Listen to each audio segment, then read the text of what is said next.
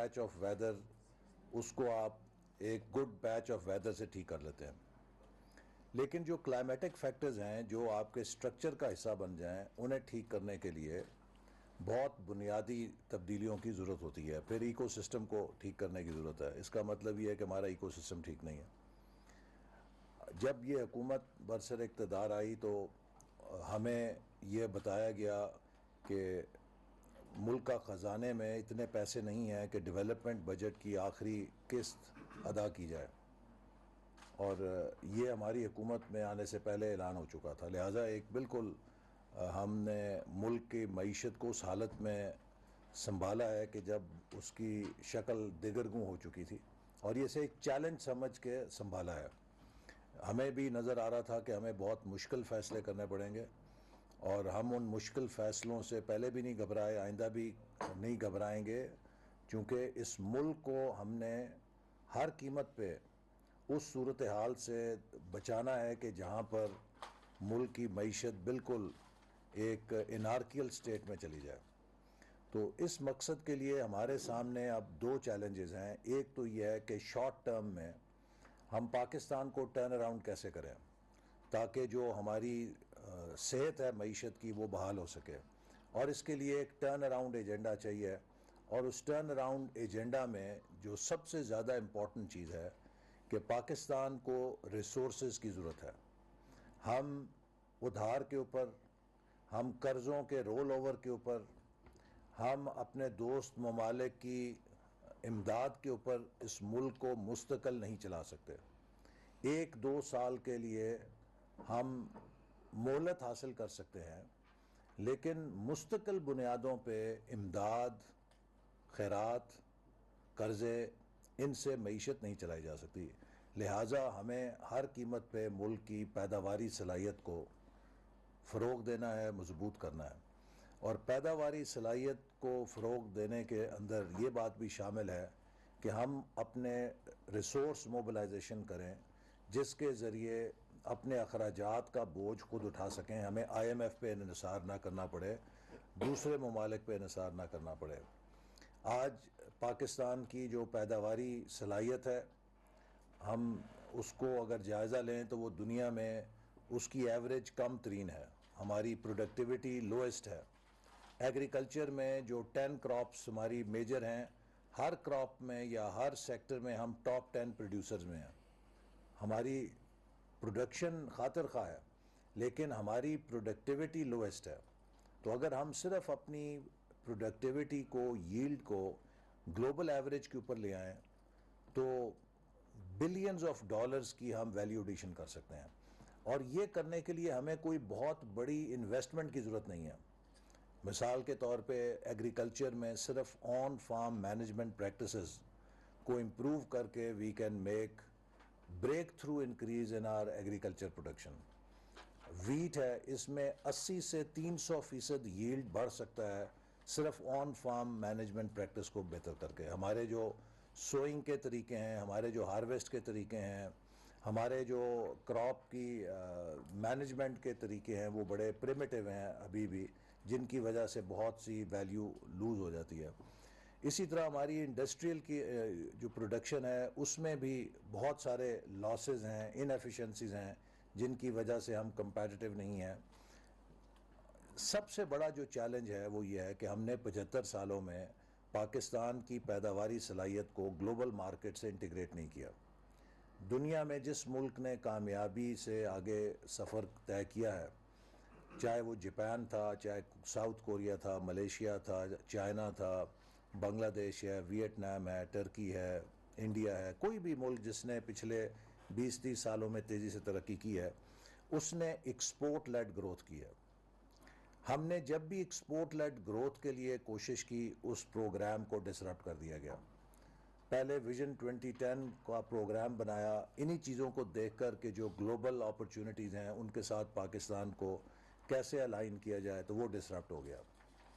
फिर विजन 2025 बनाया, उसमें कामयाबी से हम चल रहे थे, वो भी आधे रास्ते में उसको डिसरप्शन का शिकार होना पड़ा और वो भी सारा अधूरा रह गया।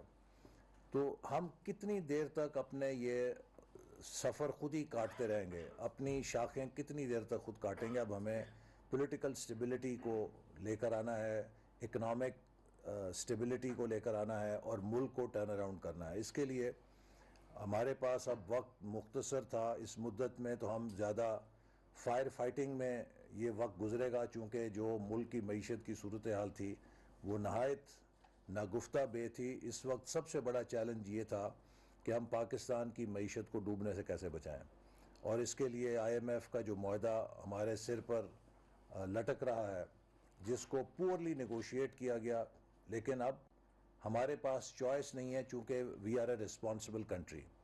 अगर प्रीवियस हुकूमत ने उसको गैर जिम्मेदारी के साथ एग्री किया तो हमें उसको ओन करना पड़ेगा, चूँकि वो पाकिस्तान का सॉवरेन डॉक्यूमेंट है जो पाकिस्तान की हुकूमत ने उसे दस्तखत किए हैं। हम पाकिस्तान की क्रेडिबिलिटी को दाव पे नहीं लगा सकते कि हर हुकूमत जो है वो पिछली हुकूमत के फ़ैसले कबूल नहीं करती। तो उसको अगर हमने पूरा करना है तो उसमें काफ़ी एडजस्टमेंट्स करनी पड़ेंगी, जो कि हमारे आज की नहीं है, पिछले कई सालों की हम पर बोझ पड़ा हुआ है। और हमें अब इस IMF मुआहदे में भी उसी चैलेंज का सामना है कि जो क्लाइमेट डिज़ास्टर में पाकिस्तान का सामना था कि लेस दैन 1% एमिशन, लेकिन $30 बिलियन की हिट। आज हम जो फैसले कर रहे हैं या करने जा रहे हैं, ये हमारे गुनाहों की सज़ा नहीं है, लेकिन माजी की जो गुनाह हैं उनका बोझ हमें उठाना पड़ रहा है और उसकी हिट हमें लेनी पड़ रही है। लेकिन चूँकि मुल्क के लिए जो फ़ैसला ज़रूरी होगा उसे हम ज़रूर करेंगे, चूँकि मुल्क को हम किसी भंवर में नहीं अफोर्ड कर सकते कि फेंका जाए, और कोशिश करेंगे कि जो गरीब तबके हैं, जो लोग हमारे लोअर इनकम के हैं, उन पे इसका कम से कम बोझ पड़ सके। पाकिस्तान ने आगे बढ़ने के लिए अगर रास्ता इख्तियार करना है तो उसके रास्ते 4 हैं। सबसे पहले रास्ता है कि हमने टैक्स टू GDP रेशियो को ठीक करना है, क्योंकि जो कामयाब ममालिक हैं उन्होंने हमेशा 16-18% कम अज़ कम टैक्स टू GDP रेशियो हासिल की है। हम 11 पे पहुँचे थे, वहाँ से लुढ़क के फिर 9 पर आ गए हैं। तो अब हमें अपने रिसोर्स मोबिलाइजेशन करनी है, क्योंकि पिछले 4 सालों में डेट सर्विसिंग का बोझ 1500 से बढ़ के 4,500 अरब हो गया, और अगर हमने अपने वसाइल नहीं बढ़ाए तो हमारा तो पूरा टैक्स सिर्फ कर्जे अदा करने में निकल जाएगा। Second, investment, both local and foreign, चूँकि पब्लिक सेक्टर इन्वेस्टमेंट की कैपेसिटी ख़त्म हो गई है, तो हमें ये देखना है कि हम किस तरीके से जो प्राइवेट इन्वेस्टमेंट है, आज जितना पैसा पाकिस्तानी सरमायाकारों के पास पड़ा है, अगर ये अपने तहखानों से निकाल दें तो पाकिस्तान को IMF के पास जाने की ज़रूरत नहीं है। बदकिस्मती से जो भी वजूहात हैं, पाकिस्तान के अवाम आज सिसक रहे हैं, लेकिन चंद लोग पाकिस्तान की इन मुश्किलात से फ़ायदा उठा के सट्टाबाजी कर रहे हैं, और उसके नतीजे में वो मुल्क के लिए मुश्किलात पैदा कर रहे हैं। लेकिन बाहर सू इस सूरत हाल का जो ज़िम्मेदारी है वो उन पॉलिसीज़ के ऊपर भी है कि जो लोगों में खौफ पैदा करती हैं। तो हमें उस खौफ को ख़त्म करना है, ताकि ये पैसा जो तय खानों के अंदर या ज़ेरे ज़मीन लोगों ने दबाया हुआ है, उसको वो निकाल के इन्वेस्ट करें पाकिस्तान की तरक्की में। जितने डॉलर्स आज पाकिस्तान के बड़े लोगों ने स्टोर किए हुए हैं, अगर वो सारे डॉलर वो मईशत के अंदर डाल दें तो हमें IMF के पास जाने की ज़रूरत नहीं है।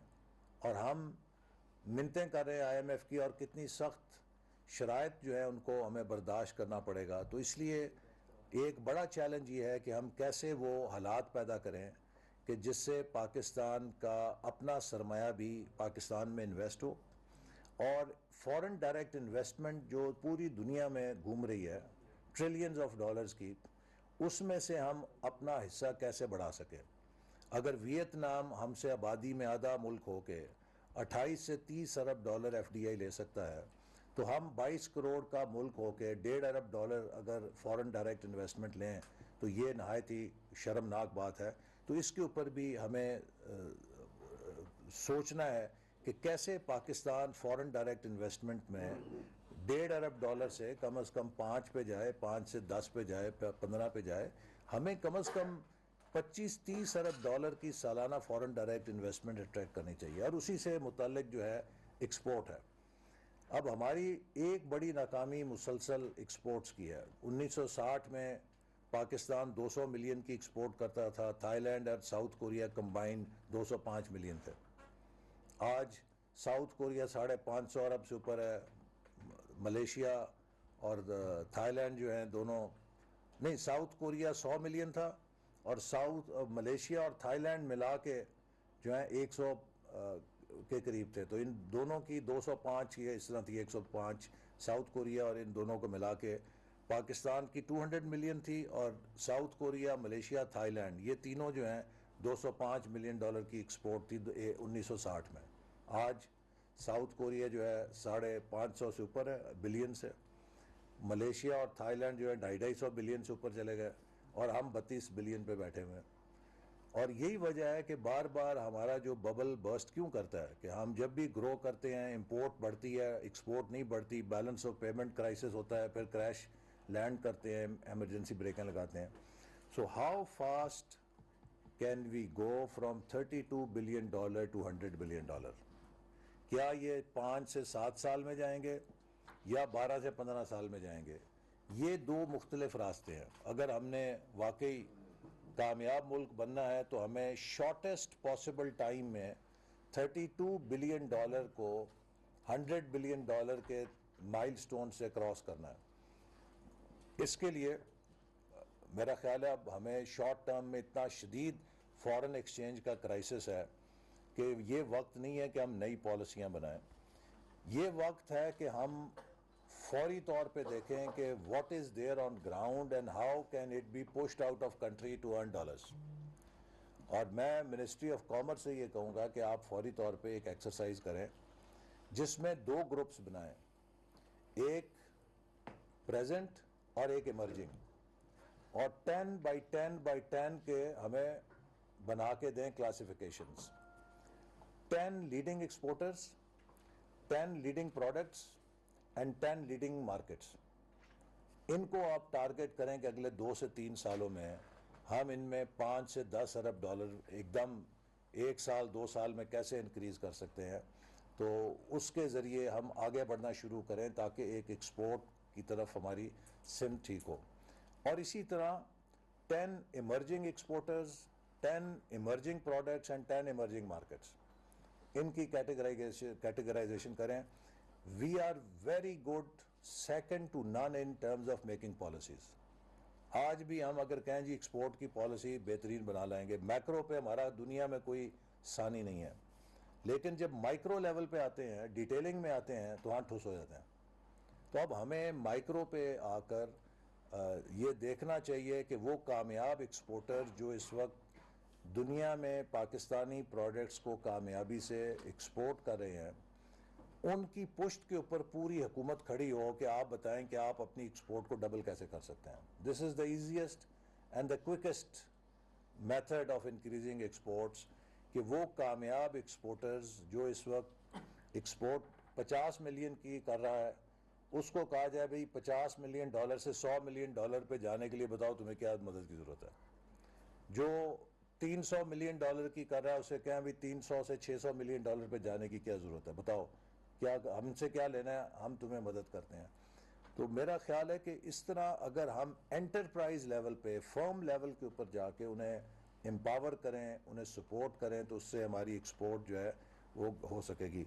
लेकिन इसके साथ साथ हमें एक स्ट्रक्चरल एडजस्टमेंट करनी है, चूँकि हमारा जो पोर्टफोलियो है वो बड़ा अनअट्रैक्टिव है, और इसमें हमें ग्लोबल मार्केट प्लेस के साथ अपने आप को अलाइन करना है। हमें स्कैन करना है कि दुनिया में मांग किस चीज़ की है, both in terms of volume and in terms of growth. Which are the volume sectors and which are the growth sectors? आज एक वॉल्यूम सेक्टर है, हो सकता है 10 साल के बाद वो उसमें उतना साइज ना हो, वो डाइंग सेक्टर है, लेकिन आज वो बहुत बड़ा है। और कुछ ऐसे सेक्टर हैं जो आज इतने नुमाया नहीं है, लेकिन अगले 10 सालों में वो बहुत बड़ी कैटेगरी बन जाएंगे। तो उस हवाले से इन दोनों शोबों में हमें अपने मुल्क की इंडाउमेंट्स और कैपेबिलिटी को मैच करके ओवर नेक्स्ट 10 ईयर्स एक नई कैपेबिलिटी डेवलप करनी है ताकि वज़ीर मनसूबाबंदी एहसन इकबाल तकरीब से खिताब कर रहे हैं। उन्होंने कहा कि पाकिस्तान को 2 किस्म के माशी चैलेंजेस दरपेश हैं। दोस्त मुल्कों की इमदाद और कर्जों पर ज्यादा देर नहीं चल सकते। हमें मुल्क की मईशत को बेहतर लेकर करना होगा। हमें हर सूरत मुल्क की पैदावारी सलाहियत को बढ़ाना है। हमें IMF और दीगर मुल्कों पर इंसार कम करने के लिए इकदाम करने हैं।